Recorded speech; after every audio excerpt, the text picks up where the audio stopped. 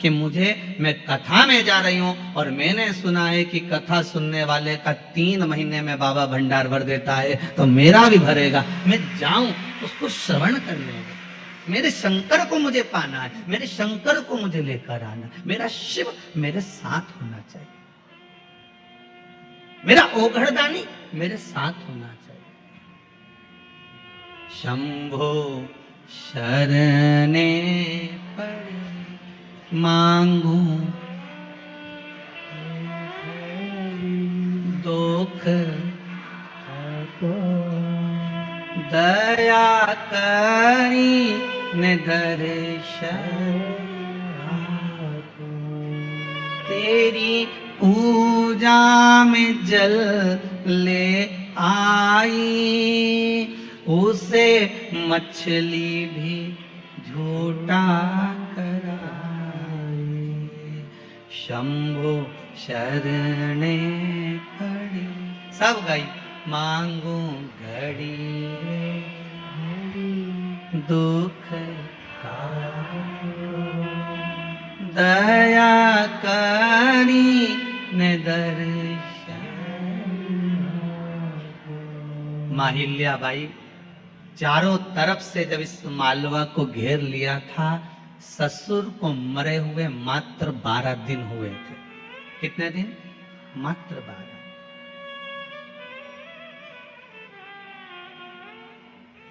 केवल 12 दिन। अब जरा विचार करिएगा,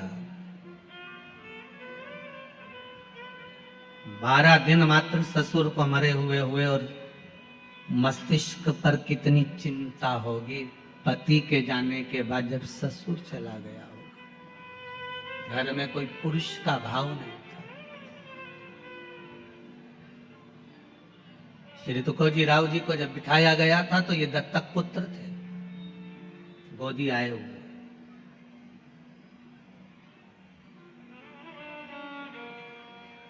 कितनी चिंता होगी।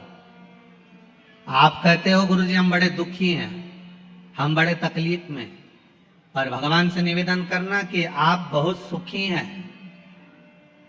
दुनिया के कई लोग ऐसे हैं जो पलंग पर पड़े हुए हैं और मौत को मांग रहे हैं कि हमें मृत्यु आ जाए, और भगवान मौत भी नहीं दे रहा। दुनिया के कई लोग ऐसे हैं जो शरीर से ऐसे हो गए कि भगवान से कह रहे हैं अब उठा ले, अब बनता नहीं है, तो भी भगवान मृत्यु तक नहीं। कम से कम आप पर मेरे देव अधिदेव महादेव की कृपा है जो आप अपने पांव से चलकर शिव कथा तक आए हो। ये शंकर ही तो करुणा करा है।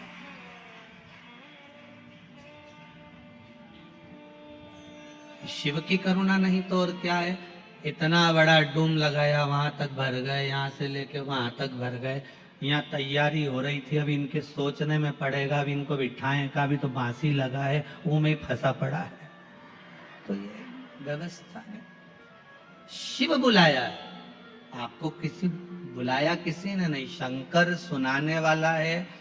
वो तो मेंदोला जी सीहोर पहुंचे और बाबा ने कृपा कर कथा दी है। शंकर ही लेने गए थे शंकर की कथा को, इसलिए हो रही है, बाबा करा रहा है। और आपका प्रेम शिव के प्रति, समर्पण शंकर के प्रति।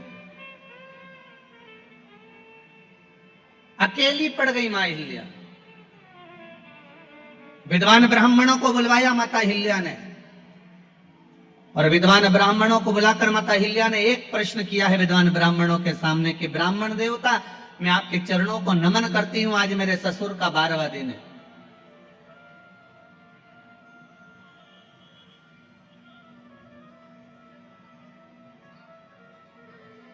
अब राजघराने को मुझे संभालना पड़ेगा, पर मैं जानती हूं कि मैं इस काबिल नहीं हूं।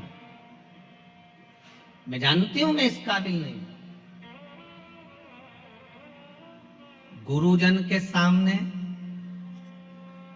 ब्राह्मण जन के सामने, बड़े बुजुर्गों के सामने कभी मत कहना कि मैं बहुत कुछ जानता हूं।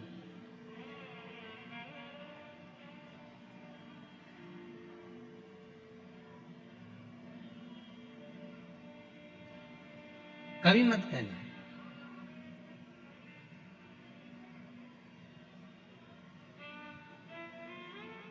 गुरुजन के सामने शून्य बनकर जाना कि मुझे कुछ नहीं आता। घर के बड़ों के सामने जाना तो शून्य बनकर जाना कि मुझे कुछ नहीं आता। जो ज्यादा समझदार बनकर जाता है ना, सबसे ज्यादा काम उसी को संभालना पड़ता है। घर में दो तरह की बहू होती है, एक समझदार, एक पगली। आप उसमें से कौन सी हो हमको नहीं मालूम,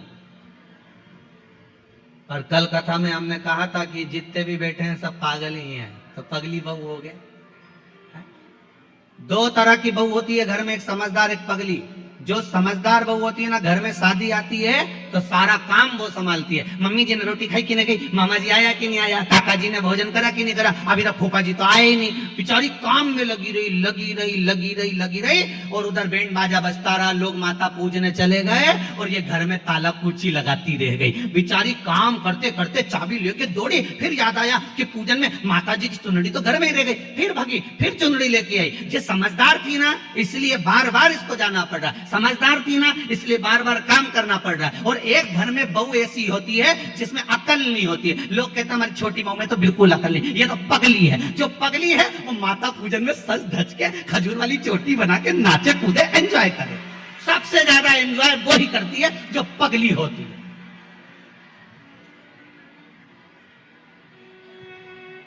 अब तुम कौन सी हो?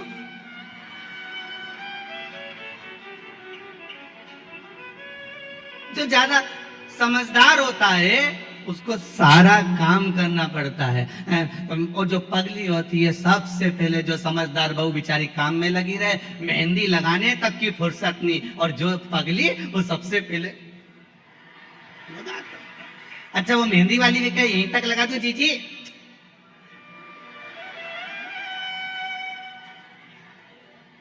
पगली। और पार्टी में भी सबसे पहले जाके पूरा स्टॉल निपटा दे, जितना स्टॉल लगा था नहीं सब। और इतने में दो बहनों तो बात ही करे, बताओ जीजी देख तो तेरी छोटी बहू को तो देख कितनी खाने में लगी है। इतने में सास बोले मेरी बड़ी बहू बहुत समझदार बेचारी, दिन भर काम कर, ये तो सही में पगली है, सब दूर खा रही, एक से नहीं पूछा कि तुम खाओगा। अब किससे पूछो, किससे पूछे?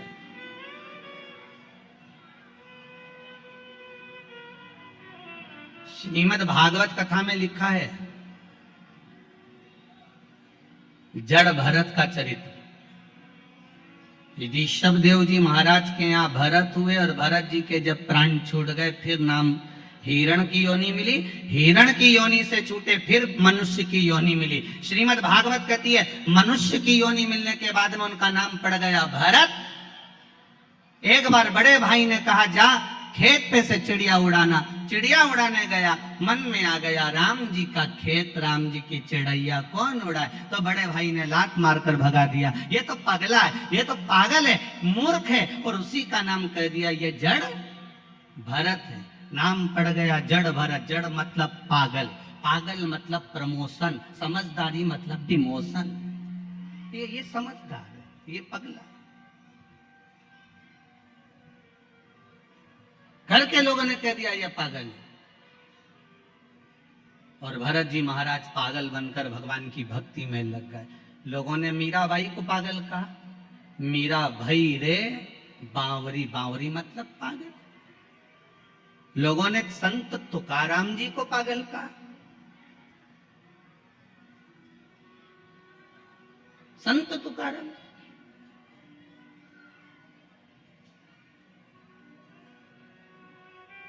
संत नामदेव जी को लोगों ने पागल कहा, रामकृष्ण परमहंस जी को लोगों ने पागल कहा। रामकृष्ण परमहंस जी तो प्रवचन देने बैठते थे, और प्रवचन देते देते रामकृष्ण परमहंस जी प्रवचन देते याद आ जाती थी कि भजिया खाने जाना है, तो हजारों पब्लिक को छोड़कर घर में चले जाते और भजिया खा के आ जाते। स्वामी विवेकानंद जी ने पांव पड़कर कहा गुरुदेव इतने लोग तुम्हें सुनने के लिए बैठे हैं, भजिया तो तुम बाद में भी खा सकते थे, ऐसी क्या जरूरत थी कि कथा छोड़कर तुम भजिया खाने गए? तो रामकृष्ण परमहंस जी ने कहा स्वामी विवेकानंद जिस दिन मैं भजिया नहीं खाऊं उस दिन समझ लेना कि मैं निपट गया। तो रामकृष्ण परमहंस जी से स्वामी विवेकानंद ने कहा आपकी भजिए में इतनी आसक्ति है, भजिया इतना पसंद है आपको? तो रामकृष्ण परमहंस जी ने कहा भजिया पसंद नहीं है, प्रवचन करते करते करते करते मेरा मन माँ जगत जननी जगदम्बा में समा जाता है, उस मन को लाने के लिए मुझे भजिया याद करना पड़ता है, इसलिए पृथ्वी पर जीवित बना रहता हूं। ये संत हैं, लोगों ने इनको पागल कर दिया। रामकृष्ण परमहंस जी को लोगों ने पागल कर दिया, संत तुकाराम जी को लोगों ने पागल कहा, नामदेव जी को लोगों ने पागल कहा। नामदेव जी के घर में लग गई आग, नामदेव जी ने दूसरा भी दरवाजा खोल दिया, अग्नि देवता से कहा इसमें भी घुस जाओ, जा आग लगा दो, कुर्सी रखी इसमें भी जला दो। गांव के लोग तो पानी ही डाल रहे और नामदेव जी आग लगा रहे। गांव के लोगों ने कहा नामदेव जी हमने तुम्हारे लिए गादी, 2 कंबल, 1 तकिया बचा लिया, ठंड का समय है, रात को सोओगे कैसे? नामदेव जी ने कहा कहाँ है? तो क्या ये रिया? गांव के लोगों से लेकर नामदेव जी ने कहा लो अग्नि देवता तुम ही सो लो, और अग्नि देवता को दे दिया वो कम्बल गद्दा भी। गांव के लोगों ने कहा ये तो पगला है, बताओ इसके लिए बचा के रखा था, इसने और आग लगा दिया।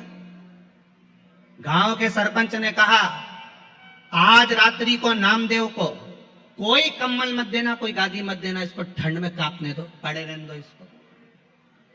नामदेव जी महाराज रात को आम के पेड़ के नीचे ठंड में कुकड़ के पड़े हुए थे। इतने में भगवान को लगा कि मेरे नामदेव ने अग्नि में भी मेरा दर्शन करा है, मेरे नामदेव ने अग्नि में भी मुझे देखा है।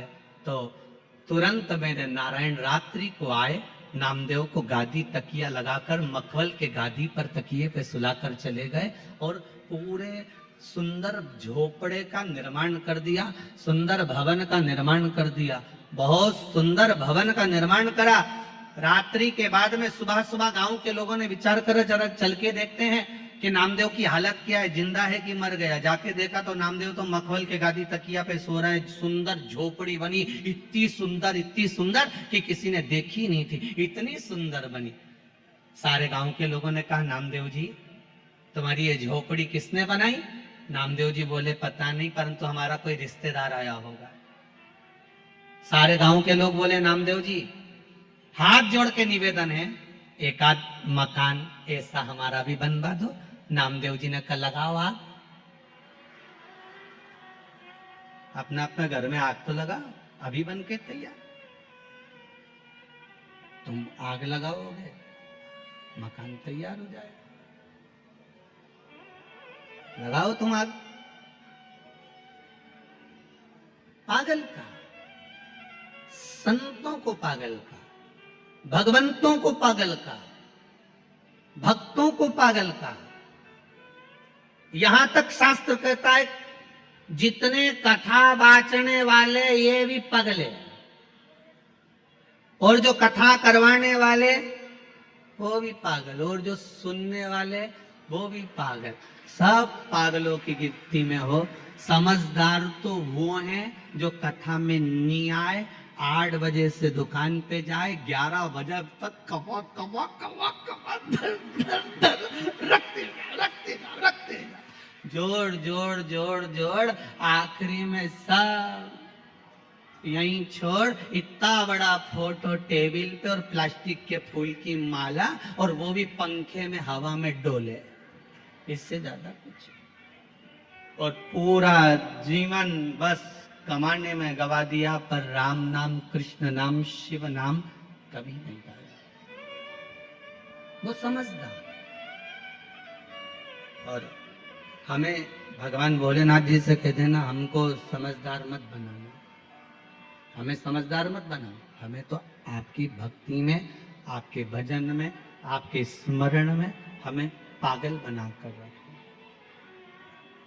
हमें नहीं बनना समझ। हम आपकी भक्ति में डूबे रहे।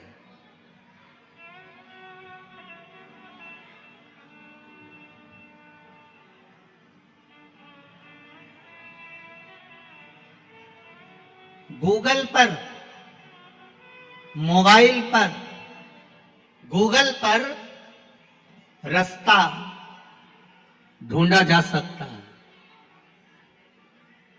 गूगल पर रास्ता ढूंढा जा सकता है, पर मोक्ष गूगल पर नहीं ढूंढ सकते, मोक्ष तो शिव महापुराण में ही ढूंढा जा सकता है। केवल ये मोक्ष शिव महापुराण में ही ढूंढा जा सकता है।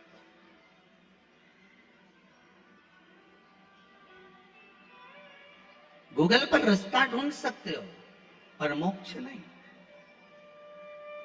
मोक्ष शिव महापुराण में ही ढूंढ सकते हो, मोक्ष शंकर की कथा में ही ढूंढ सकते हो।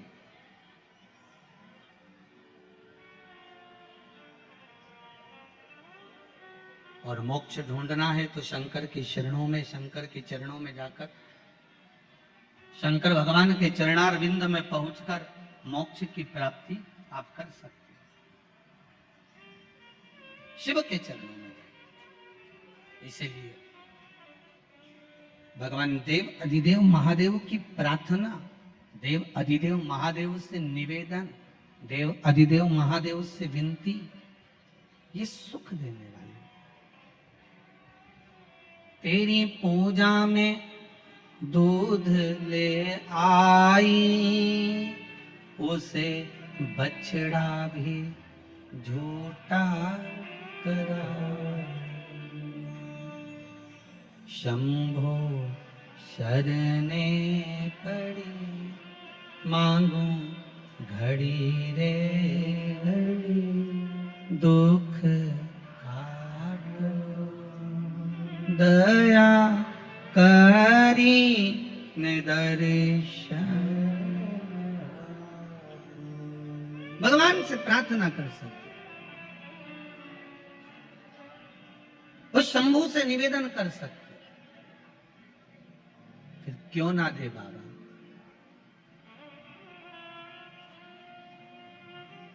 क्यों ना कृपा करे मेरा शंभू, क्यों ना दया करे मेरा ओहड़दानी। एक माता जी ने बड़ा सुंदर भाव लिखा।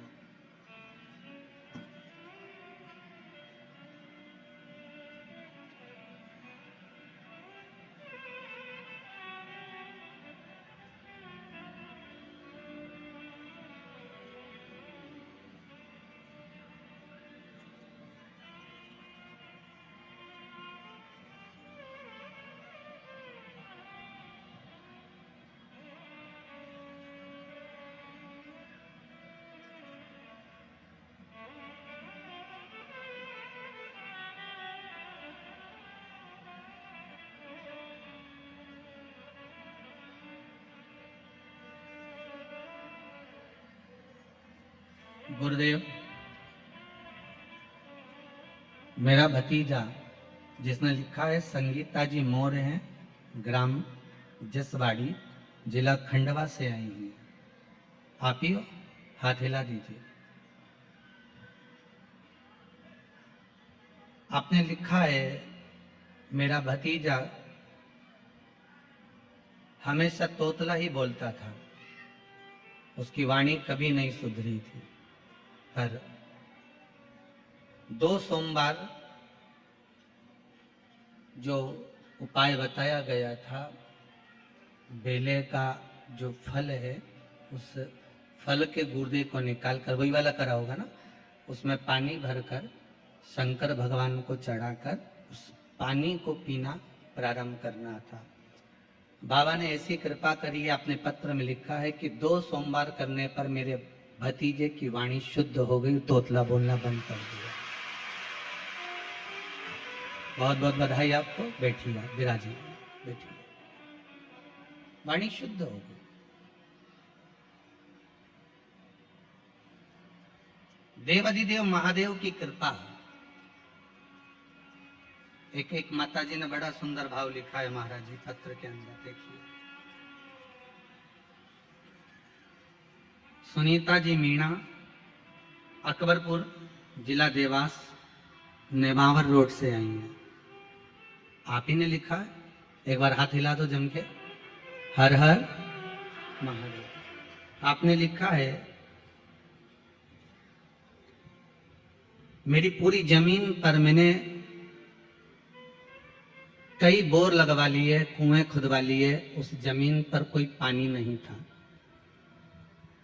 पर बाबा की कृपा ऐसी रही, केवल कुंदकेश्वर महादेव का नाम लेकर और जो उपाय आपने बताया था इस व्यासपीठ से, वो कर कर बोर लगवाया, इतना पानी निकल गया कि मशीन भी अंदर जा नहीं पा रही थी।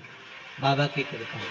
हर हर महादेव। विराजी विराजी बैठिए, बाबा की कृपा बनी रहे।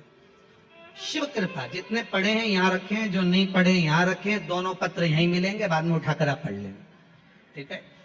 देवाधिदेव महादेव, आप जितना भाव रखकर, विश्वास रखकर, श्रद्धा रखकर भगवान की भक्ति करोगे, ये विश्वास मानिए कि आपको डोलना नहीं पड़ेगा, कहीं जाकर बोलना नहीं पड़ेगा। आप उसके चरणों में जाकर बस निवेदन करो, एक बार उसके पास जाकर उससे बोलो। तेरी सेवा में फूल ले आई, उसे भवरा भी झूठा कराई।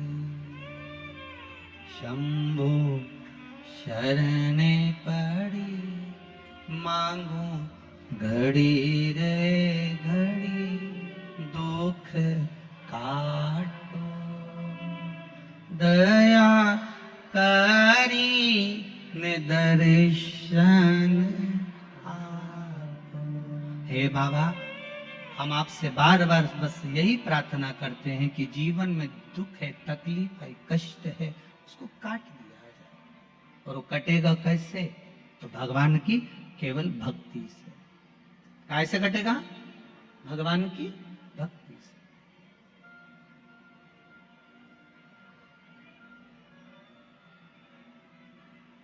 दुनिया के लोग जरा सी बात से आपको छोड़ देते हैं।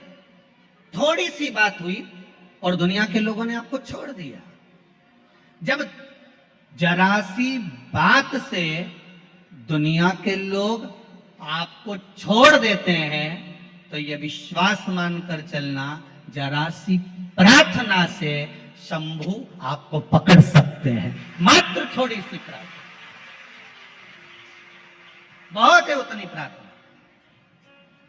हमें ढोंग नहीं करना, हमें ढकोसला नहीं करना, हमें दिखावा नहीं करना कि मैं बहुत बड़ा भक्त हूं या मैं बहुत बड़ी भक्तन हूं। हमें नहीं करना। आग लगे बस्ती में अपन रहो मस्ती में, अपन तो एक लोटा पानी उठाया, शिव जी को चढ़ाया। हाँ, अगर घर से पानी लेकर जा रहे हो तो उससे बढ़कर कोई सुख नहीं है। मंदिर का अगर पानी ले रहे हो, एक लोटा पानी अगर मंदिर का लिया है, तो पहले 1 रुपया आपको उस गुल्लक में, उस दान पेटी में डालना है। कि इस दान पेटी में इसलिए क्योंकि लोटे का किराया, पानी का किराया, ये सब देना पड़ेगा, तब जाकर उस पानी की महत्वता होगी, नहीं तो पानी की कोई महत्वता नहीं है। अपने पास का चढ़ा, अपने जल को आप आनंद में लेकर जाओ।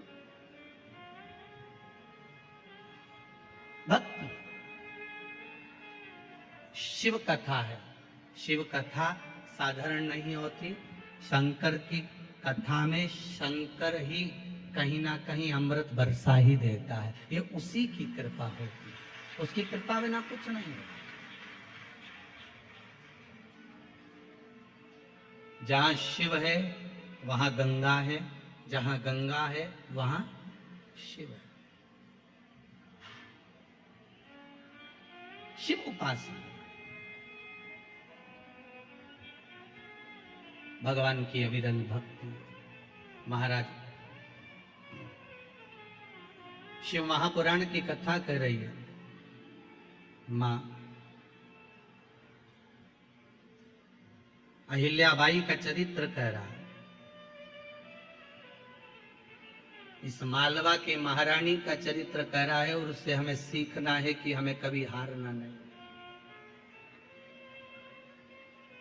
जैसे बिंदु प्रेत योनि में पड़ गया था और चंचुला देवी हारी नहीं, मां जगत जननी से प्रार्थना कर कर शिव जी की भक्ति में लग गई और शिव महापुराण की कथा करवा ली।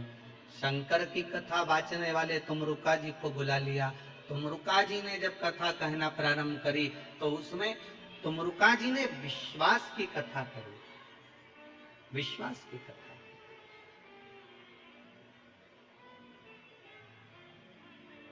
भरोसे की कथा, विश्वास की।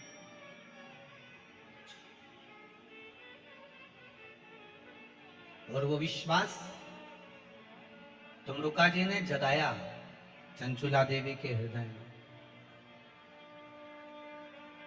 वो विश्वास जागृत करा।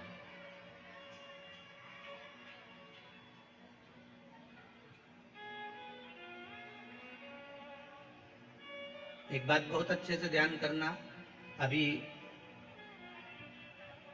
जब कथा चालू नहीं हुई थी 2 दिन पहले तक इंदौर का माहौल बहुत गर्म था, सूरज की किरणें बड़ी तपा रही थी, गर्मी भी भरपूर थी। पर बाबा की जब कथा चालू हुई है कल से, आपको ऐसा महसूस होगा जैसे कैलाश धाम में बैठकर कथा श्रवण कर रहे हैं।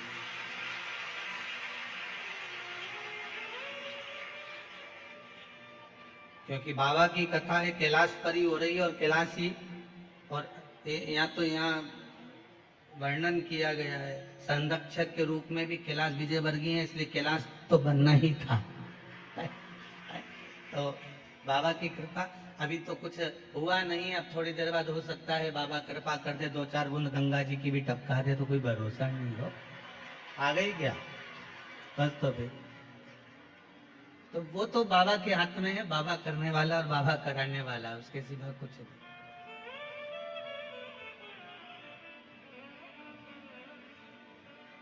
तेरे डमरू की धुन सुन के मैं काशी नगरी आई हूँ। तेरे डमरू की धुन सुन के मैं काशी नगरी आओ सगाइए। तेरे डमरू की धुन सुन के मैं काशी नगरी आई हूँ। तेरे डमरू की धुन सुन के मैं काशी नगरी आई हूँ। मैं काशी नगरी आई हूँ, मैं काशी नगरी आई हूँ। मैं काशी सब गाइए आई हूँ, मैं काशी नगरी आई हूँ। मैं काशी नगरी आई हूँ, मैं काशी नगरी आई हूँ। मैं काशी नगरी आई हूँ, मैं काशी नगरी आई हूँ। मेरे भोले ओ कम भोले, मैं काशी नगरी आई हूँ। मेरे भोले ओ कम भोले, मैं काशी नगरी आई हूँ। जय हो।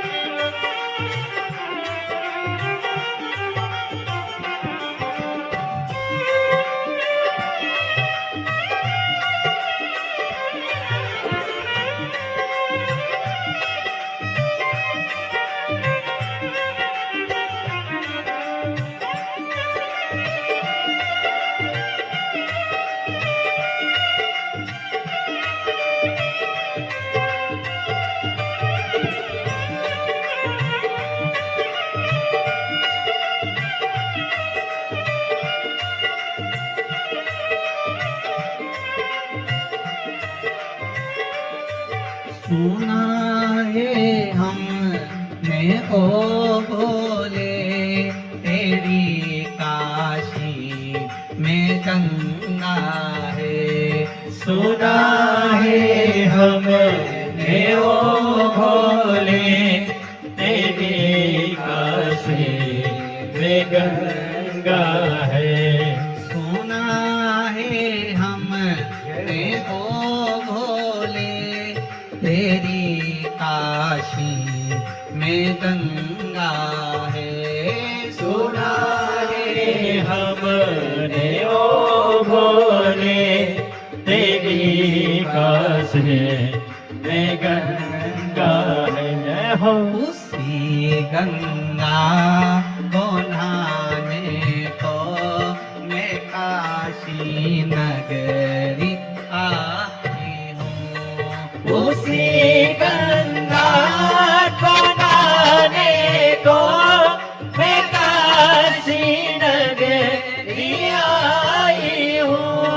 मेरे भोले ओ बम भोले मैं काशी नगरी आई हूँ। मेरे भोले ओ भोले मैं काशी नगरी आई हूँ।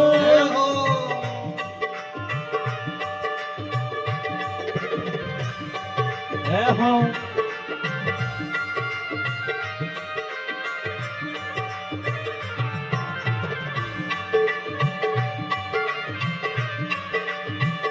शंभो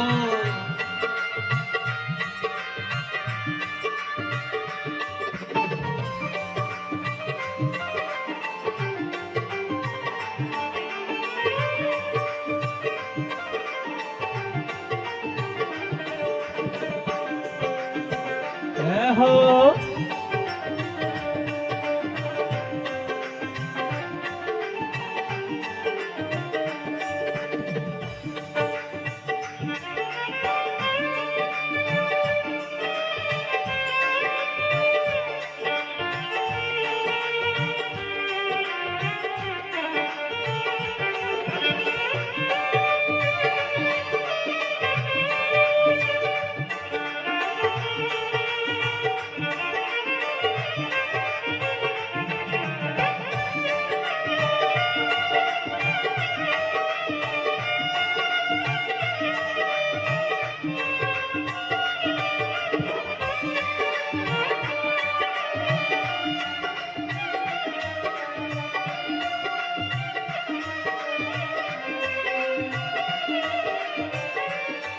सुना है हमने ओ भोले तेरी काशी में मुक्ति है। सुना है हमने ओ भोले तेरी काशी में मुक्ति है। सुना है हमने ओ भोले तेरी काशी में मुक्ति है। सुना है हमने ओ भोले तेरी काशी में मुक्ति है। उसी मुक्ति को पाने को मैं काशी नगरी आई हूँ। उसी मोती को पाने को मैं काशी नगरी आई हूँ। मेरे भोले ओ बम भोले मैं काशी नगरी आई हूँ। मेरे भोले ओ भोले मैं काशी नगरी आई हूँ। जय हो।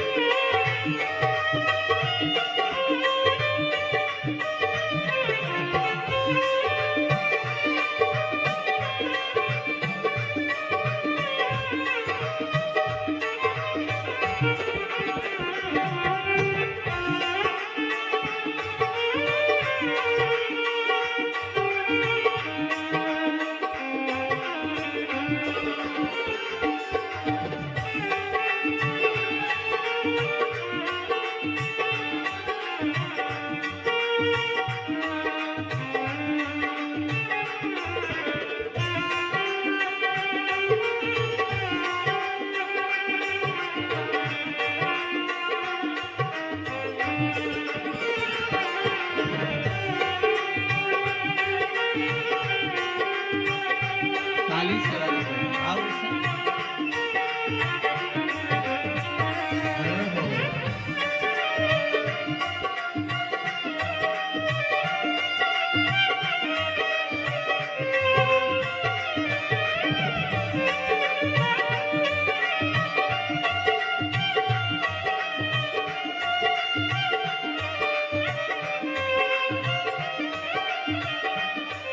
सुना है हमने ओ भोले तेरी काशी में दौरा है। सुना है हमने ओ भोले तेरी काशी में गोरा है। सुना है हमने ओ भोले तेरी काशी में गौरा है। सुना है हमने ओ भोले तेरी काशी में गोरा है। उसी गौरा हो को पाने को मैं काशी नगरी आई हूँ। उसी गोरा को पाने को मैं काशी नगरी आई हूँ। मेरे भोले ओ बम भोले मैं काशी नगरी आई हूँ। मेरे भोले ओ भोले मैं काशी नगरी आई हूँ। मैं काशी नगरी आई हूँ। मैं काशी नगरी आई हूँ। मैं काशी नगरी आई हूँ। मैं काशी नगरी आई हूँ। मेरे भोले हो ओ बम भोले मैं काशी नगरी आई हूँ। मेरे भोले वो भोले मैं काशी नगरी आई हूँ। मेरे भोले ओ बम भोले मैं काशी नगरी आई हूँ। मेरे भोले वो भोले मैं काशी नगरी आई हूँ। हर हर महादेव भगवान शिव की कथा कह रही है। ओगड़दानी त्रिकालदर्शी कैलाशी अविनाशी शिव चरित्र कह रहा है। चंचुला देवी ने तुमरुका जी से जो कथा सुनी है वो एक विश्वास की कथा। शिव कथा किसी दूसरी चीज को प्रकट करे ना करे, पर शिव कथा भगवान के चरणों में विश्वास प्रकट करती है। शिव कथा भगवान के चरणों में विश्वास प्रकट करती है। शिव कथा का एक नियम है, आप अपने जीवन में उतार कर रखिएगा कि यदि एक लाल चंदन होता है, एक पीला चंदन होता है, दो तरह का चंदन होता है। जैसे अगर हफ्ते में एक बार, कितने समय में, जम के बोलो जरा, हफ्ते में एक बार प्रयास करा करो कि लाल चंदन का पानी हम शिव जी को समर्पित करें। और लाल चंदन का पानी अगर शंकर जी को समर्पित कर रहे हो तो शिव मंदिर में चढ़ाने के बाद में थोड़ा सा पानी बचा हुआ किसी बेलपत्री के वृक्ष के नीचे समर्पित करो। किसी भी बेलपत्र के वृक्ष के नीचे लाल चंदन का पानी थोड़ा समर्पित करें। जैसे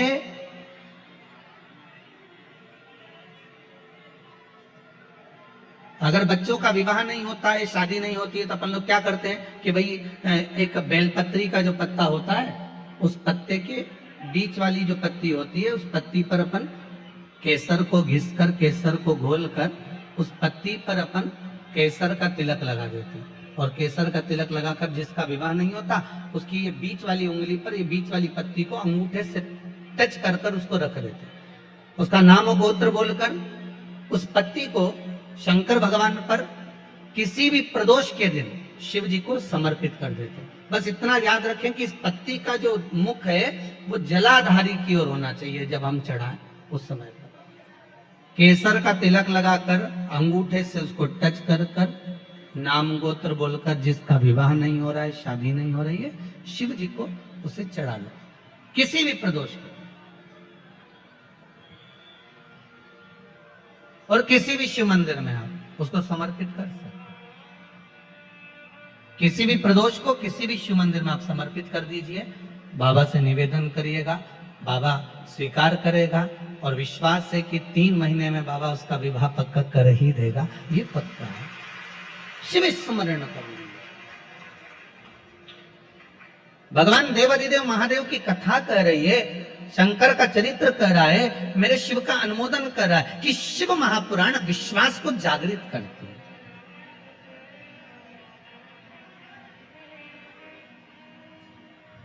शिव महापुराण विश्वास को जागृत करने का कार्य करते हैं। और जब विश्वास की जागरूकता हो, जैसे देवऋषि नारद जी ने तप किया, साधना करी, देवऋषि नारद ने खूब तप साधना करी। और जब देवऋषि नारद जी ने तप साधना करना प्रारंभ करा, तप साधना के बल पर देवऋषि नारद ने काम को जीत लिया, कामदेव पर विजय प्राप्त कर लिया।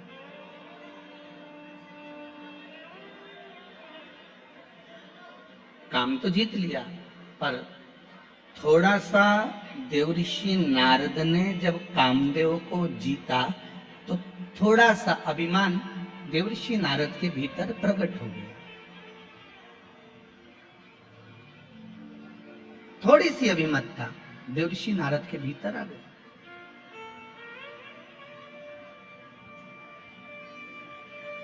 अब कोई बच्चा जब अच्छे नंबर से पास होता है ना, तो सबसे पहले उसी के घर जाता है जिसकी सप्लीमेंट्री आती है,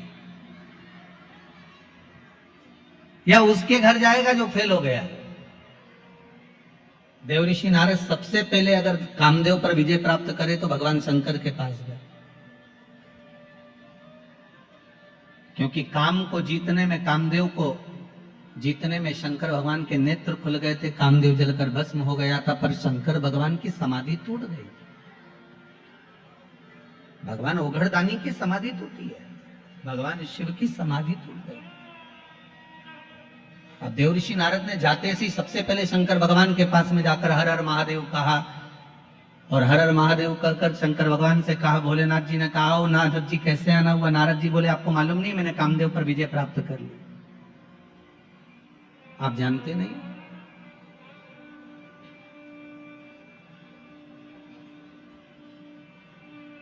मैंने कामदेव पर विजय प्राप्त करी, आप मुझे जानते नहीं हो क्या? भगवान शंकर ने मन में सोचा कि मेरे को तो मालूम था कि आपने काम पर विजय प्राप्त कर ली, पर शंकर भगवान के सामने देवऋषि नारद ने एक शब्द कह दिया, जिस कामदेव को आप नहीं जीत पाए उस कामदेव को मैंने जीता है। अब शंकर भगवान से कोई पूछे कि तुमने कामदेव को क्यों नहीं जीता, तो शंकर भगवान बोले, भैया ये रिश्तेदारी की बात है, रिश्तेदारी में हारना ही सबसे अच्छा काम होता है। बोलो सही है कि गलत है? अब जब दूल्हा दुल्हन का, बन्ना बन्नी का जब कंकन डोरा छोड़ा जाता है और उनको ऐसे कुछ पटक के पानी में, दूध की थाली में उनसे कहा जाता है इसमें ये सामान पड़ा है ना, उठा। अब बेचारा छोरा जो होता है, लड़का जो होता है, वो तो बेचारा शर्मा शर्मी में रह जाए कि बेचारी अब इसी को उठा लेने, तो दादा तू उठा ले, उठा ले। अब वो तो रह जाए, अब ये नहीं उठाए, तो इसमें ये कैसे कह सकते हो कि छोरा ये जो है बेचारा सीधा साधा पड़ गया? छोरा सीधा साधा नहीं है, वो तो परिवार को लेकर चलना है, कुटुंब को लेकर चलना है, समाज को लेकर चलना है, इसलिए थोड़ा नम्र बनना जरूरी है। इसलिए उसको मालूम है कि अपने को नम्रता रखना है। शंकर भगवान से कोई पूछे कि तुमने कामदेव को क्यों नहीं जीता, भगवान विष्णु तक ने पूछ लिया था भगवान शंकर से, जब तुमने सबको जीत लिया तो कामदेव को क्यों नहीं जीता। तो शंकर भगवान ने कहा, भगवान नारायण आप तो जानते हो मैं सती का पति हूँ, ये रति का पति है। सती और रति एक ही पिता की दो पुत्रियां हैं, सगी बहन है, ये मेरा साड़ू भाई है। अगर ये मेरे आया था, मैं उठकर नहीं खड़ा होता तो घर जाता, तुम्हारी धर्मपत्नी क्या कहती कि तुम मेरे बहन का पति आया और उसका सम्मान नहीं करा। तो रिश्तेदारों के आगे कभी अहंकार की बात नहीं करना, संबंधों की बात नहीं करना, रिश्तेदारों के आगे तो ये से बनकर चलना कि सादर। जैसे कहते ना, 4 लोगों को समझाना सबसे कठिन काम। पहला अपने पड़ोसी को, दूसरा अपनी पत्नी को, तीसरा अपने पति को, उसकी मर्जी पड़ेगी वही करेगा। चौथा अपने पुत्र को। आप दुनिया भर में सबको ज्ञान दे दो, कितना ही समझा दो, पर अच्छे से अच्छा व्यक्ति भी इनको नहीं समझा सकता। वो बेचारा बाहर कितना भी सत्ता दिखाए न, घर जाए ना तो तुरंत कहते मेरे से फालतू बात करना मत, समझा दे रही हूं मैं, तुरंत इनके कितना ही समझा। शंकर भगवान तक नहीं समझा पाए थे सती मैया को।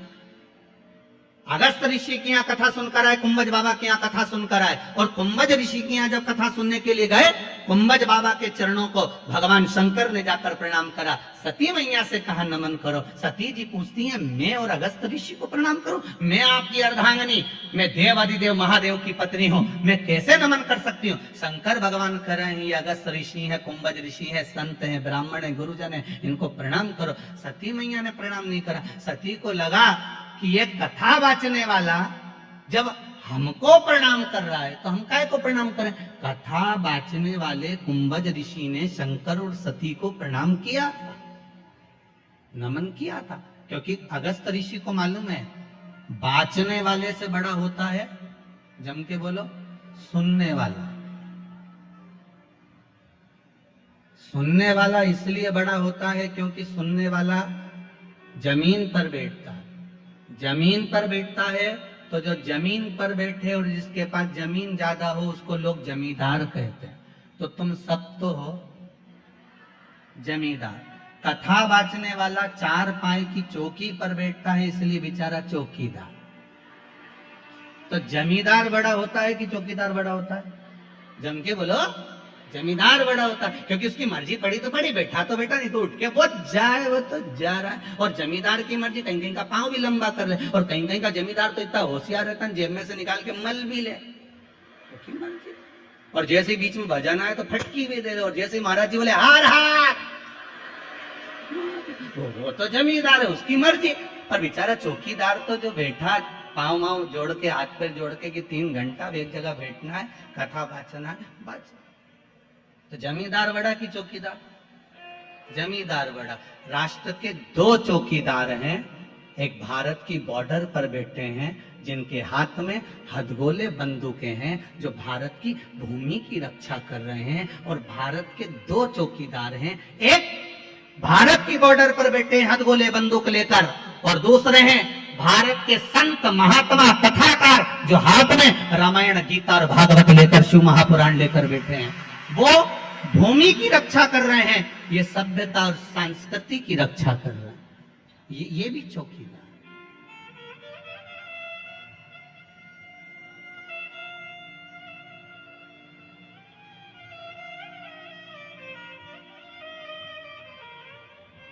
ये भी चौकीदार। चौकीदार की पदवी कोई साधारण नहीं होती महाराज, बहुत प्रबल पदवी होती है, बहुत प्रबल पदवी। कोई साधारण हो सकता है?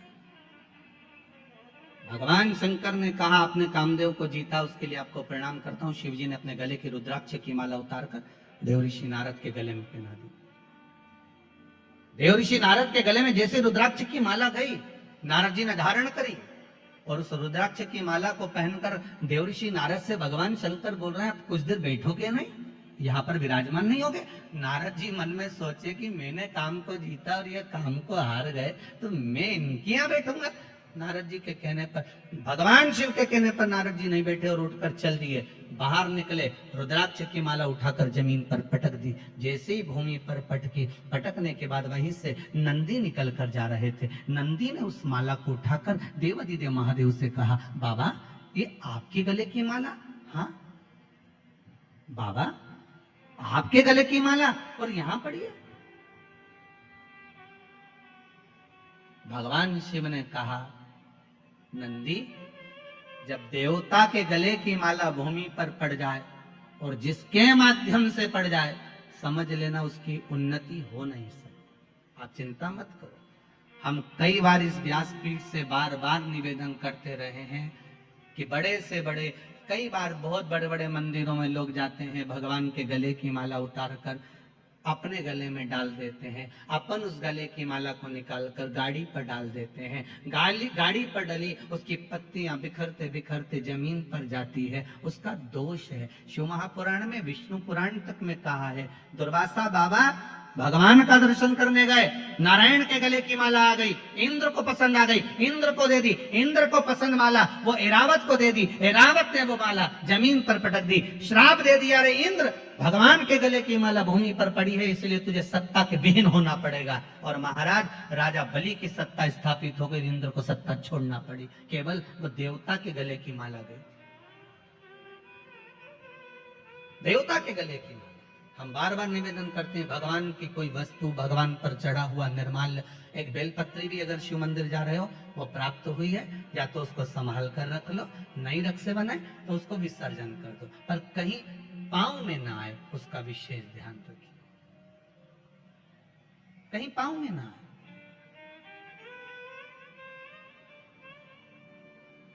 भगवान पर चढ़ा, आज देवर्षि नारद ने जो रुद्राक्ष की माला फेंकी है उसका भोग नारद जी को भोगना पड़ेगा। और नारद जी यहां से सीधे जब जाने लगे तो भगवान शंकर ने कहा, सुनो नारद, रुको जरा, एक बात और अच्छे से सुनकर जाओ, जो तुमने मुझसे कहा वो महादेव की बात अब ये भगवान विष्णु से मत कहना। नारद जी को लगा एक तो मैं अच्छे नंबर से पास हो गया, ऊपर से कह रहे हैं कि किसी को बताया भी ना जा कि मेरे इतने परसेंट आ।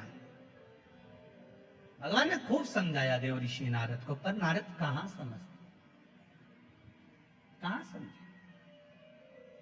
एक विद्वान पंडित अपनी पत्नी से कहे, सुनो कल एकादशी है, व्रत कर लेना। पत्नी विश्वास नहीं करेगी, पहले पड़ोसन से पूछ के आएगी कि तू एकादशी कब कर रही है। वो विद्वान है बेचारा, इतना विद्वान की लोग उससे पूछ रहे हैं, पर वो भी पड़ोसन से पूछ रही, तू बता एकादशी कब करे। सबसे ज्यादा दिक्कत होती है वो हरतालिका तीज के व्रत में, तू कब करेगी। तो हरतालिका तीज का व्रत और माताओं का पूरे मोहल्ले में घूमना, तू कब करेगी, तू कब करेगी। और शंकर जी भी उस दिन इतने व्यस्त रहते हैं, शंकर भगवान से पूछा जाए आज अब कैसे हो, शिव जी बोलते हैं बस मस्त हूँ, पूछो ही माती बस। और चारों तरफ से माताएं शंकर जी को घेर लेती हैं, नीचे पाटे पर थाली में शिवलिंग और उसकी पूजन, और पूजन के साथ में फिर शंकर जी पे चढ़ाई हुई सारी वस्तु सब चढ़ाते जा रहे, चढ़ाते जा रहे, चढ़ाते जा रहे। भोलेनाथ जी आराम से बैठे, साथ में पार्वती जी भी बैठी। पार्वती जी बोल रही हैं, भोलेनाथ बहुत कुछ चढ़ा दिया गया है, भजन लग रहा होगा। शंकर जी बोले फालतू बात मत करो, सुबह 4 बजे तक ऐसी बैठी रहो, इसके सिवा आपने बोलना, अपने को नहीं बोलना, बिल्कुल 4 बजे तक। बहुत अच्छा हुआ कि पोथी में सब कुछ लिख दिया कि ये चीज चढ़ाना, नहीं तो इनका मन पड़ता तो कद्दू लेके जाती बड़ा सारा, वो भी चढ़ा के चली जाती, बड़ा गजब का। सबसे ज्यादा आनंद शंकर जी से पूछा जाए कौन से दिन आता है, तो शिव जी कहेंगे मुझे हरतालिका तीज बड़ी पसंद है। शिव जी से पूछा वो क्यों, पार्वती जी ने जो तप करा था, साधना करी थी, उपास करा था, व्रत करा था, पार्वती जी ने ऐसा व्रत करा, ऐसा तप करा, ऐसी साधना करी, उस व्रत से मैं बड़ा प्रसन्न हूं। सबसे ज्यादा प्रसन्न मेरे शंकर हरतालिका तीज के दिन होते, सबसे ज्यादा प्रसन्न। और माताओं से निवेदन रहा है, बार बार कहते हैं, आप अगर हरतालिका तीज का व्रत नहीं भी करते हो तो भी 5-6 वृक्ष की 7 वृक्ष की पत्तियों को तोड़कर हरतालिका तीज के दिन शंकर भगवान को समर्पित कर दो, शंकर जी उस व्रत को स्वीकार कर लेते हैं, इतने प्रसन्न हो जाते हैं मेरे देव। शिव की प्रसन्नता है हरतालिका तीज का। सबसे सरल देव एक ही है, कौन से है? जम के बोलो जरा। देव अधिदेव महादेव, बहुत सरल। बाकी के देवता उनको तो चंदन लगाओ, उपटन लगाओ, कपड़े पहनाओ, आभूषण पहनाओ, ये धराओ वो धराओ, भोग लगाओ। इनके तो कुछ मत धराओ, 1 लोटा पानी 3 बार ताली बम बम बोला, अपने घर जाओ। अच्छा, शिव जी के मंदिर में बैठने की भी जगह नहीं होती। राम जी के मंदिर में जाओ तो थोड़ा बैठ जाओ, भगवान विष्णु के मंदिर में जाओ तो बैठ जाओ, शंकर जी के मंदिर में बैठने की भी जगह नहीं होती, क्योंकि लोग पानी इतना ढोल के जाते, साड़ी भी बचा के चलना पड़ती है। तो शिव जी कहते हैं मेरे पास मत बैठो, मेरे पास बैठकर समय बर्बाद मत करो। मेरा ओघड़दानी, मेरा महादेव, देवाधिदेव महादेव कहते हैं मैं जिसकी आराधना में लगा हूं, शंकर राम की आराधना करते हैं, राम शंकर की आराधना करते हैं। आपसे भी शिव जी कहते हैं आप भी उसकी आराधना में डूब जाओ, समय बर्बाद मत करो, ये समय बड़ा कीमती है, क्यों इसको छोड़ रहे हो, क्यों इसको बर्बाद करो। नारद जी पहुंचे भगवान विष्णु के यहाँ। भगवान विष्णु से देव ऋषि नारद ने जाकर कहा श्रीमन नारायण। भगवान विष्णु ने एक बार भी नारद जी से नहीं कहा कि बैठो, क्योंकि शंकर जी ने बैठने का कहा था तो नहीं बैठे थे, तो भगवान विष्णु क्यों बोले कि बैठो। नारद जी ने जाते से ही कहा प्रभु मैं नारद। भगवान कहते मैं जानता हूं, जिस कामदेव को भगवान ने नहीं जीता, देवाधिदेव महादेव ने नहीं जीता, उस कामदेव को देव ऋषि नारद ने जीता। आपको मालूम है, भगवान विष्णु की आंखों से जल बहने लगा, नारायण रोने लगे। नारायण को लगा कि ये तो डूबा, मुझे भी डुबा दिया, क्योंकि शास्त्र कहता है निंदा करने वाला और निंदा सुनने वाला, इन दोनों में महापापी कौन होता है? सुनने वाला। निंदा कर रहे थे नारद, सुन रहे थे भगवान विष्णु, तो महापापियों की गिनती में नारायण को भी आना पड़ा और रो पड़े। लक्ष्मी जी पास में खड़ी थी। माता लक्ष्मी ने पूछा नाथ क्यों रो रहे हो? भगवान कह रहे हैं इस देवर्षि नारद ने मुझे महापापियों की गिनती में खड़ा कर दिया। क्यों? निंदा करिए नारद जी ने भगवान शंकर की, सबकी निंदा करते चल जाता, पर देवाधिदेव महादेव की निंदा सहन नहीं होती। जिसने दुनिया को केवल दिया है, उससे लिया नहीं, तो उसकी निंदा कैसे सुन सकता? उसकी निंदा कैसे सुने? प्रभु तो रो क्यों रहे हो? भगवान ने कहा, देव ऋषि नारद ने निंदा करी। शंकर जी की निंदा करने वाला, भगवान की निंदा करने वाला पशु का मुख लगता है, और निंदा सुनने वाले को भी पशु का मुख लगता है। नारद जी ने तो अपनी गति बिगाड़ ली, ये नारद को तो बंदर का मुख लगेगा, पर मैंने निंदा सुनी है इसलिए मुझे घोड़े का मुख लगेगा। भगवान विष्णु का एक अवतार हुआ, हयग्रीव अवतार, जिसमें भगवान को घोड़े का मुख लगा कि नहीं लगा? घोड़े का मुख, मुझे घोड़े का मुख लगेगा, और वो देवऋषि नारद के कारण लग रहा है। ये देवऋषि नारद के चक्कर में लग रहा है, ये घोड़े का मुख। रो रहे हैं भगवान।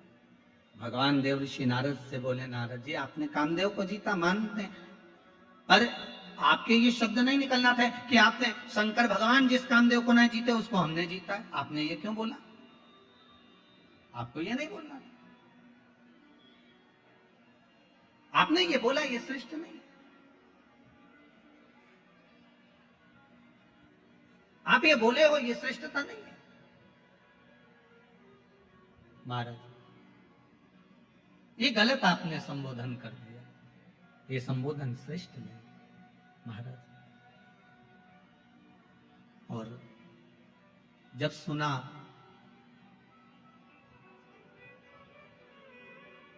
जब श्रवण किया,